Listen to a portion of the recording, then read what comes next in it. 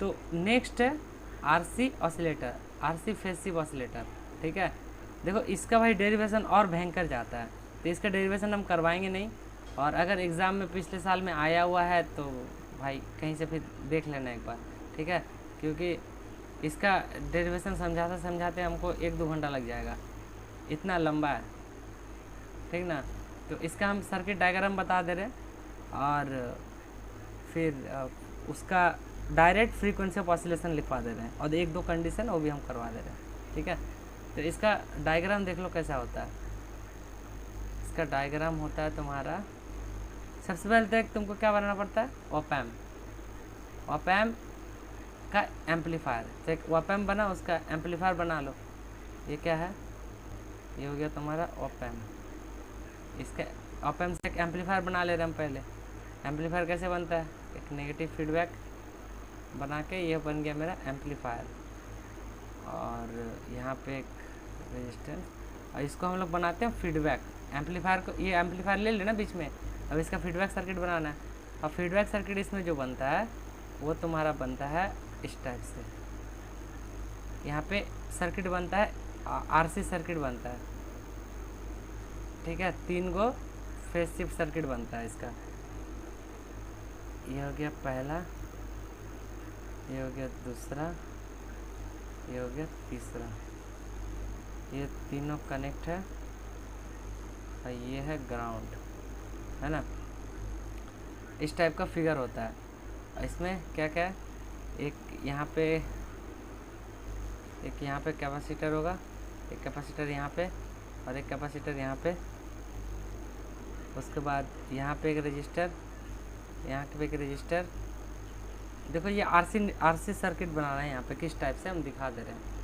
यहाँ पे कैपेसिटर लेना, यहाँ पे एक रजिस्टर लेना, यहाँ पे एक कैपेसिटर, यहाँ पे एक रजिस्टर, यहाँ पे एक कैपेसिटर, यहाँ पे एक रजिस्टर, ठीक है। ये आरसी नेटवर्क बनाना है, नीचे ग्राउंड करना है, और कैपेसिटर का वैल्यू सी रख लो, इक्वल वैल्यू होगा, यहाँ पे आर रख लो, ठीक है। और फिर ये तो एम्पलीफायर है, ये कौन सा एम्पलीफायर है बताओ तो। यहाँ पे एक रजिस्टर होगा, जब एम्पलीफायर है तो ये R2, तो यहाँ पे एक रजिस्टर होगा R1। बता, ये हो गया तुम्हारा आरसी फेज शिफ्ट ऑसिलेटर, है ना। बता, ये एम्पलीफायर, ये वाला पार्ट तो एम्पलीफायर है, ये वाला पार्ट तो एम्पलीफायर है ना, और ये हो गया उसका फीडबैक। यहाँ पे कुछ फीडबैक गेन बनता होगा, या ये फीडबैक जा रहा है फिर इनपुट पे, ये इनपुट पे है ना। तो ये तो मेरा हो गया एम्पलीफायर, और ये हो गया फीडबैक पाथ, ये फीडबैक गेन, और यही जाता है फिर आउटपुट। यहाँ से आउटपुट जो निकलता है वही फिर इनपुट में जाता है ना। यहाँ पे देखो फ्रीक्वेंसी ऑफ ऑसिलेशन जो ओमेगा में अगर लिखोगे तो होता है 1/RC√6, और अगर फ्रीक्वेंसी निकालोगे तो 2π से डिवाइड कर दो, 2πRC√6, है ना। और इसमें एक और कंडीशन होता है कि ये जो R1 R2 है ना, हाँ, इन्वर्टिंग ऑप एम्प, परफेक्ट। क्यों, क्योंकि पॉजिटिव ग्राउंडेड है, इनपुट पर नेगेटिव में जा रहा है। और इसमें एक और कंडीशन होता है कि R2 जो होना चाहिए वो 29 टाइम्स R1 होना चाहिए, ठीक है। बस इतना याद रखो, अगर आता है तो इसके बारे में 1-2 लाइन बना के लिख देना। और ये सर्किट, आई डोंट थिंक कि इतना बड़ा इसका डेरिवेशन, इतना भयानक डेरिवेशन है ना, हमको नहीं लगता देना चाहिए, बट देता है तो पता नहीं। देखो यही सर्किट तुम BJT यूज़ करके बना सकते हो, और फिर फेट यूज़ करके भी बना सकते हो। तो हम लोग तो ऑप एम्प से पढ़ रहे हैं, ओमेगा, और इसका फ्रीक्वेंसी तुम्हारा ये है, और R2 29 है, ये एक कंडीशन है, ये फ्रीक्वेंसी ऑफ ऑसिलेशन है ना। ये वाला एक भयंकर था, बाकी आगे जो सब पढ़ोगे वो सब का डेरिवेशन छोटा छोटा है, ठीक है। एक और ऑसिलेटर है LC ऑसिलेटर, है ना। हम लोग RC पढ़े, एक होता है LC, ठीक है। उसके बाद फिर हम लोग पढ़ेंगे हार्टले, कॉलपिट, क्लैप, और एक कुछ है, हाँ क्लैप, 3 है, ठीक है। तो हम लोग शुरू करते हैं तुम्हारा इससे, कहाँ से शुरू करें, हार्टले ऑसिलेटर से शुरू करते हैं, ठीक है। नेक्स्ट है तुम्हारा हार्टले ऑसिलेटर, ठीक है। ऑसिलेटर को हम डायरेक्ट लिख दिए ऑसिलेटर। अब देखो हार्टले ऑसिलेटर, अब देखो हार्टले, कॉलपिट और जो क्लैप है ना, तीनों ऑसिलेटर ऑलमोस्ट सिमिलर टाइप का दिखता है। बस डिफरेंस है। तो नीचे में एक टैंक सर्किट बनता है, ठीक है, टैंक सर्किट बोलो या फिर फीडबैक का जो वो सर्किट बन रहा था, बस उसमें चेंज आता है, बाकी पूरा सर्किट सेम होता है। कैसे? एक सिंपली एक ये बनाओ, ऑप एम्प बनाओ, ठीक है, हम एक ऑप एम्प यहाँ पे बना ही लेते हैं और उसका ये फिर उसको कॉपी करके रख लेते हैं और दूसरा कलर से बनाते हैं। देखो एक ऑप एम्प बना लो, बना दिए, है ना, ऑप एम्प हो गया। यहाँ पे उसका फीडबैक होता है,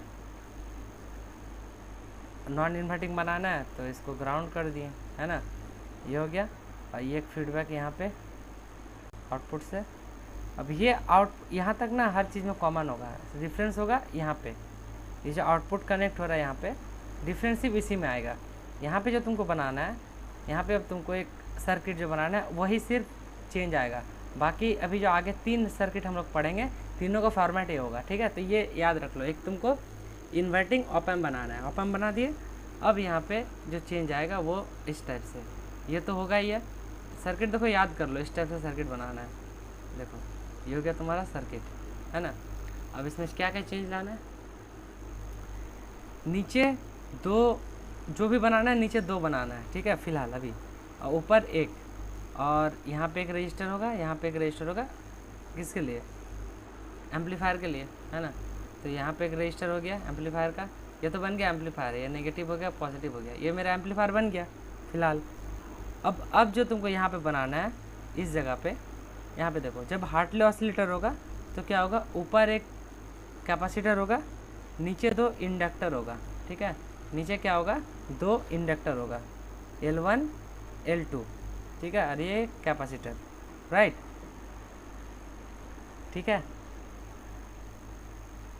अब देखो इसका फ्रीक्वेंसी ऑफ ऑसिलेशन निकालना है, इसको हम कॉपी करके रख लेते हैं क्योंकि ये बार बार हमको यूज़ होगा। ये हो गया कॉपी, तो 3 बार यूज़ करना है, 4 कर लेते हैं। देखो अब इसका कितना आसान है, यहाँ पे इसका फ्रीक्वेंसी ऑफ ऑसिलेशन निकालना। फिर हम लोग क्या करेंगे, सेम यहाँ पे वही चीज़ करेंगे, तुम्हारा ये कंडीशन को सेटिस्फाई कराएंगे कि इसका जो क्या बोलते हैं उसको, एक कंडीशन है यहाँ पे कि जैसे ये तुम्हारा फीडबैक रजिस्टर है RF, ठीक है, ये मान लो RF है, ये तुम्हारा R1 है, कोई एक रेजिस्टेंस है ना। तो इसको हम लोग किससे सेटिस्फाई करेंगे कि RF अपॉन R1 मतलब feedback resistance upon this resistance, this is equal to क्या करना है, Z2 अपॉन Z1, ठीक है, इम्पिडेंस 1 अपॉन इम्पिडेंस 2, राइट। तो यहाँ पे Z2 जो 1 अपॉन Z1 जो है, मतलब ये कंडीशन होना चाहिए, और ये इक्वल टू क्या होगा, omega L2 upon omega L1। और यहाँ से हम लोग फाइनली क्या बोल सकते हैं कि RF अपॉन R1 जो होना चाहिए वो इंडक्टर 2 अपॉन इंडक्टर 1 होना चाहिए, है ना। और क्या है, अब ये कंडीशन है, ठीक है, इस यहाँ से हम लोग फ्रीक्वेंसी ऑफ ऑसिलेशन नहीं निकालेंगे। फ्रीक्वेंसी ऑफ ऑसिलेशन हम लोग कहाँ से निकालेंगे, यहाँ पे एक लूप लगा के, है ना, यहीं से निकल जाएगा। कैसे, अब देखो ये क्या होता है, SL लाप्लास डोमेन में ये SL यहाँ 1/SC, और इसको अगर फोरियर ट्रांसफॉर्म में लेके जाओगे तो क्या बनेगा, jωL, है ना, यहाँ पे क्या बनेगा, jωL, ठीक है।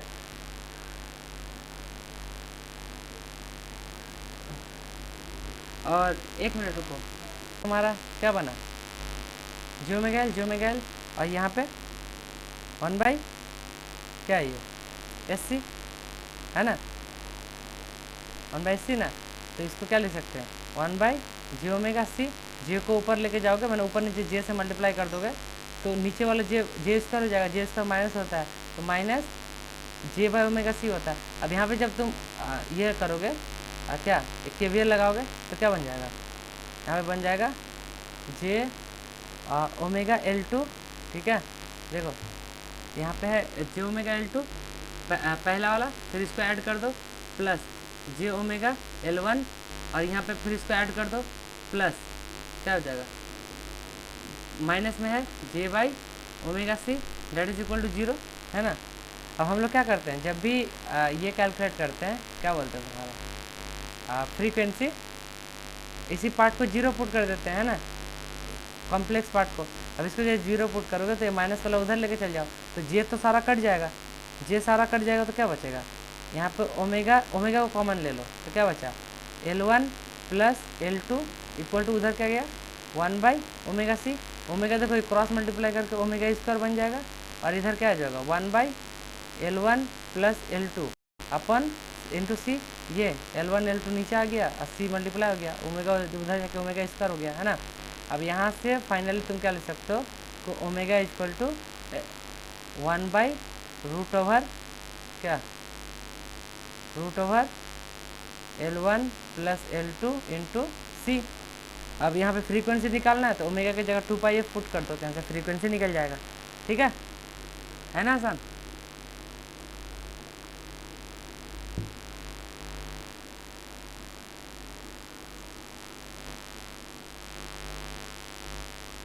ओमेगा स्क्वायर इक्वल टू, ये देखो L1 प्लस L2 यहाँ पर कॉमन निकाले थे ना, ये इसको नीचे क्रॉस मल्टीप्लाई कर दिए, ये देखो ये ओमेगा को उधर मल्टीप्लाई कर, अब omega square equal to 1/L1 plus L2 into C, तो ओमेगा इक्वल टू क्या हो जाएगा 1/√ओवर L1 L2 इंटू सी, है ना, है समझ में। हाँ अब देखो जैसे ये समझ गया ना, तो नेक्स्ट वाला और आसान है। अब हार्टले के बाद तुमको नेक्स्ट पढ़ना है, हार्टले ऑसिलेटर के बाद नेक्स्ट ऑसिलेटर है तुम्हारा ये कॉलपिट ऑसिलेटर, ठीक है, कॉलपिट ऑसिलेटर। अब देखो कॉलपिट ऑसिलेटर में क्या करना है, यहाँ पे जो तुम्हारा रजिस्टर कैपेसिटर है इसको मिटाओ, ठीक है, और नीचे जो इंडक्टर है उस मतलब सिर्फ इंटरचेंज कर देना है, कुछ नहीं करना है, इंटरचेंज कर देना है। जहाँ कैपेसिटर था वहाँ इंडक्टर बना दो, जहाँ इंडक्टर था वहाँ पे कैपेसिटर बना दो। देखो बना दिए, इसका नाम C1 दे दिए, ये C2 दे दिए, और यहाँ पे L। अब सिंपली कंडीशन यहाँ पर भी एक कंडीशन बनेगा कि RF upon R1 equal to C1 upon C2, एक कंडीशन है, ठीक है। बाकी तुमको जब ये करना है फ्रीक्वेंसी ऑसिलेशन निकालना है तो Z1 plus Z2 plus Z3 equal to 0 put कर दो, ये सारा कैलकुलेट ऐड करके इक्वल टू 0 के बराबर पुट कर दो। तो यहाँ पे फिर लाप्लास डोमेन में लिखो, तो यहाँ पे क्या हो जाएगा 1/SC1, यहाँ पे 1/SC2, यहाँ पे सिंपली SL को क्या लिखते हैं jωL, और 1/SC2 को फिर 1/jωC2। अब नीचे जो ऊपर जे लेके जाओगे तो माइनस लग जाएगा, -j/ωC2, और यहाँ पे क्या हो जाएगा -j/ωC1। अब सबको ऐड कर दो, जैसे सबको ऐड करोगे है ना क्या बनेगा, सबको ऐड कर दोगे तो क्या बन जाएगा, या फिर मान लो हम डायरेक्टली ऐसे ऐड कर देते हैं, हम जे को नीचे रहने देते हैं, तो क्या हो जाएगा 1/jωC1 प्लस 1/jωC2, है ना, प्लस jωL इक्वल टू 0 के बराबर हो गया, है ना।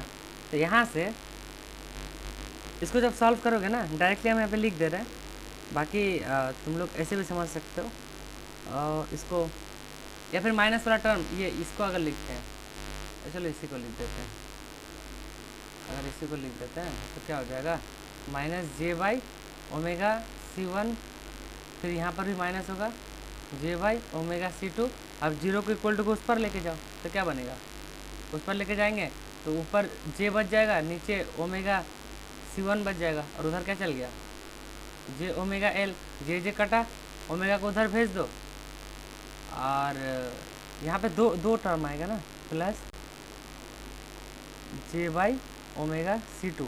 अब देखो ये जे कट गया, ओमेगा वाला बचा, तो यहाँ से भी क्या करो ओमेगा को कॉमन निकाल लो, तो क्या बचेगा ओमेगा को कॉमन निकालोगे तो 1/ओमेगा कॉमन निकालोगे तो क्या बचेगा 1/C1 plus 1/C2 equal to ωL। Omega को क्रॉस मल्टीप्लाई कर दो, इसको लिख दो, तो ओमेगा स्क्वायर इक्वल टू क्या हो जाएगा, ये उधर क्रॉस मल्टीप्लाई हो गया, तो क्या बचा बताओ, ये 1/के नीचे में है टोटल, है ये समझ रहे हो ना, ये 1/के नीचे में है, ये वाला भी टोटल चीज़।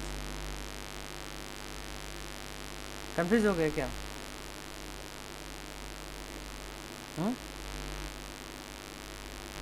इसको ऐसे समझो, अच्छा यहाँ तक क्लियर है, यहाँ तक क्लियर है। यहाँ पे क्या करो omega square L equal to 1/C1 plus 1/C2, इतना तो समझ में आ गया ना। अब क्या करो यहाँ से सिर्फ ओमेगा निकालना है, तो ओमेगा इक्वल टू क्या हो जाएगा, क्या हो जाएगा ओमेगा इक्वल टू बोलो। रूट, हाँ क्या हो जाएगा, रूट एल कर दो यहाँ से, और इसको भी रूट में लिख दो, 1/C1 प्लस 1/C2। या फिर एक यहाँ पे थोड़ा सा गलती कर दिए क्या, कुछ गड़बड़ हो गया क्या यहाँ पे, देखो तो।